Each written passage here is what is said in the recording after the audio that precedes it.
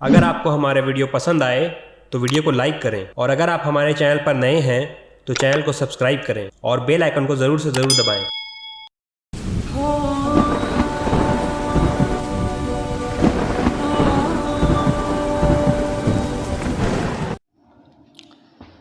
بسم اللہ الرحمن الرحیم۔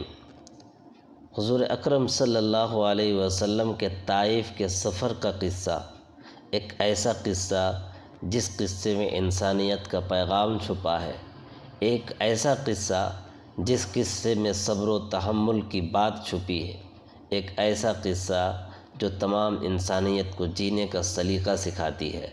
واقعہ یہ ہے کہ نبوت مل جانے کے بعد 9 برس تک نبی اکرم صلی اللہ علیہ وسلم مکہ مکرمہ میں تبلیغ فرماتے رہے اور قوم کی ہدایت اور اصلاح کی کوشش فرماتے رہے۔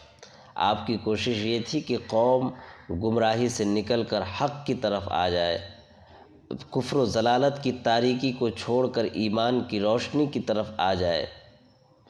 لیکن مسئلہ یہ ہے کہ لوگوں کو چاہیے یہ تھا کہ آپ کی بات مان لیتے، مگر اکثر کفار مکہ آپ کو اور آپ کے صحابہ کو ہر طرح کی تکلیف پہنچاتے تھے، مذاق اڑاتے تھے، اور جو ہو سکتا تھے اس سے درگزر نہ کرتے تھے، یعنی ہر طرح کی تکلیف پہنچاتے تھے۔ حضور صلی اللہ علیہ وسلم کے چچا ابو طالب ان نیک دل لوگوں میں تھے جو باوجود مسلمان نہ ہونے کے، یعنی وہ مسلمان نہیں تھے، اس کے باوجود حضور صلی اللہ علیہ وسلم کی ہر قسم کی مدد فرماتے تھے۔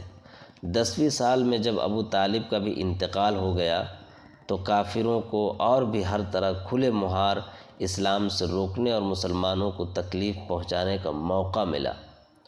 حضور اقدس صلی اللہ علیہ وسلم اس خیال سے طائف تشریف لے گئے کہ وہاں قبیلہ ثقیف کی ایک بہت بڑی جماعت ہے، اگر وہ قبیلہ مسلمان ہو جائے تو مسلمانوں کو ان تکلیفوں سے نجات مل جائے اور دین کے پھیلنے کی بنیاد پڑ جائے۔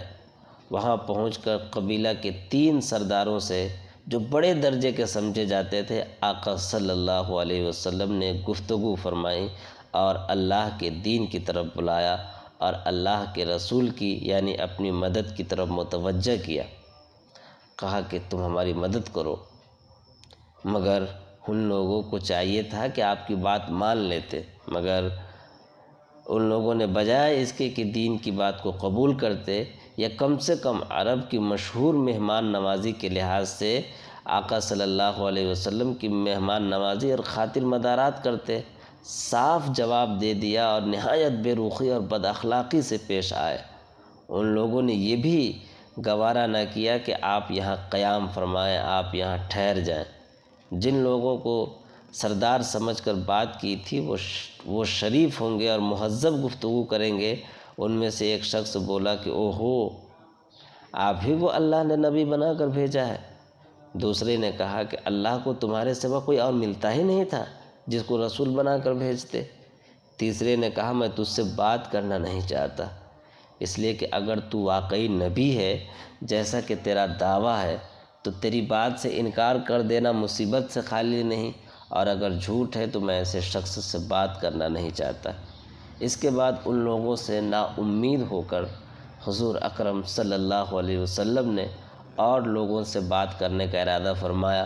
سوچا کہ کسی اور سے بات کرنے سے ہو سکتا ہے بات لوگ سمجھ جائیں کہ آپ تو ہمت اور استقلال کے پہاڑ تھے، مگر کسی نے بھی قبول نہ کیا، بلکہ قبول کرنے کے بجائے حضور اقدس صلی اللہ علیہ وسلم سے کہا کہ ہمارے شہر سے فوراً نکل جاؤ اور جہاں تمہاری چاہت کی جگہ ہو وہاں چلے جاؤ۔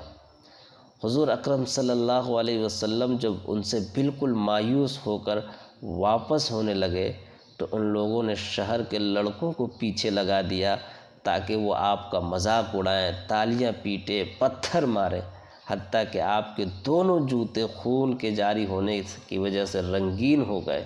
آپ تھک گئے، اندر سے باہر تک چور ہو گئے۔ حضور اکرم صلی اللہ علیہ وسلم اسی حالت میں واپس ہوئے۔ جب راستہ میں ان شریروں سے اطمینان ہوا تو نبی رحمت آمنہ کے لال دونوں جہاں کے دلارے نے یہ دعا مانگی، اے اللہ میں تجھی سے شکایت کرتا ہوں، میں اپنی کمزوری اور بے کسی کی اور لوگوں میں ذلت و رسوائی کی۔ اے ارحم الراحمین، تو ہی کمزوروں کا رب ہے اور تو ہی میرا پروردگار ہے۔ تو مجھے کس کے حوالے کرتا ہے؟ کسی اجنبی بیگانہ کے، جو مجھے دیکھ کر ترش روح ہوتا ہے اور منہ چڑھاتا ہے، یا کہ کسی دشمن کے جس کو تو نے مجھ پر قابو دے دیا ہے؟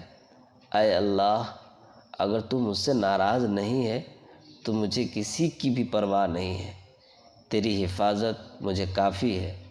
میں تیرے چہرہ کے اس نور کے طفیل جس سے تمام اندھیریاں روشن ہو گئیں اور جس سے دنیا اور آخرت کے سارے کام درست ہو جاتے ہیں، اس بات سے پناہ مانگتا ہوں کہ مجھ پر تیرا غصہ ہو یا تو مجھ سے ناراض ہو۔ تیری ناراضگی کا اس وقت تک یا اللہ، تیری ناراضگی کا اس وقت تک دور کرنا ضروری ہے جب تک تو راضی نہ ہو۔ نہ تیرے سوا کوئی طاقت ہے نہ قوت۔ اے اللہ، تو ہی میری طاقت ہے۔ اگر تو راضی ہے تو دنیا کی ناراضگی کا ہمیں کوئی پرواہ نہیں۔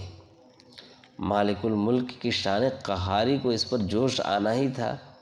فوراً حضرت جبرائیل علیہ السلام نے آ کر سلام کیا اور عرض کیا کہ اللہ تعالیٰ نے آپ کی قوم کی وہ گفتگو جو آپ سے ہوئی سنی اور آپ کے جوابات سنے، اور ایک فرشتہ کو جس کے متعلق پہاڑوں کی خدمت ہے آپ کے پاس بھیجا ہے کہ آپ جو چاہیں اس کو حکم دیں۔